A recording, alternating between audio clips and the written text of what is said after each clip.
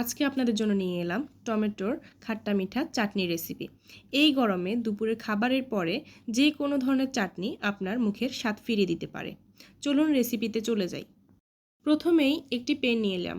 প্যানটি ভালোভাবে গরম হওয়ার পরে আমরা এতে পরিমাণ মতো তেল দিয়ে নিলাম। তেল দেওয়ার পর কয়েকটি শুকনো মরিচ দিয়ে দিলাম। শুকনো মরিচগুলো কিছুক্ষণ নেড়েচেড়ে আমরা এতে আবার দিয়ে দিলাম কয়েকটি তেজপাতা। তেজপাতাগুলো দিয়ে কিছুক্ষণ নেড়েচেড়ে আমরা এখানে দিয়ে দিব কালো সরিষা। কালো সরিষা ফোড়ন দেওয়ার পর আমরা এটা কিছুক্ষণ নেড়েচেড়ে দিয়ে দিব কেটে রাখা টমেটো কুচি। টমেটো কুচিগুলো দিয়ে আমরা আবারও 3-4 মিনিট টমেটো কুচিগুলোকে ভালোভাবে নেড়েচেড়ে নিব। নেড়েচেড়ে নেওয়ার পর আমরা এখানে দিয়ে দিব পরিমাণ মতো লবণ। লবণ দেওয়ার পর প্রায় 3-4 মিনিট ভালোভাবে নেড়েচেড়ে আমরা এতে দিয়ে দিব পরিমাণ মতো মরিচের গুঁড়া। মরিচের গুঁড়াটা আপনারা নিজেদের স্বাদ মতো দিয়ে দিবেন। এরপর আমি এখানে দিয়ে দিলাম প্রায় 15 থেকে 20টি আঙ্গুর। এরপরই আমি এখানে দিয়ে দিব স্বাদ মতো তেঁতুল।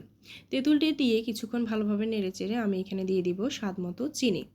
চিনিটা দেওয়ার পর চাটনি থেকে অনেকটি পরিমাণ পানি বেরিয়ে আসবে। এই পুরো চাটনিটি এই পানি দিয়ে রান্না হয়ে যাবে। এখানে আলাদা করে আর কোনো পানি অ্যাড করার প্রয়োজন পড়বে না। ঠিক এইভাবেই আমি কিছুক্ষণ নেড়েচেড়ে ঢাকনা দিয়ে দিব প্রায় 5 থেকে 6 মিনিটের জন্য। ঠিক 5 থেকে 6 মিনিট পরে আমরা আবারও ঢাকনাটি তুলে নিব।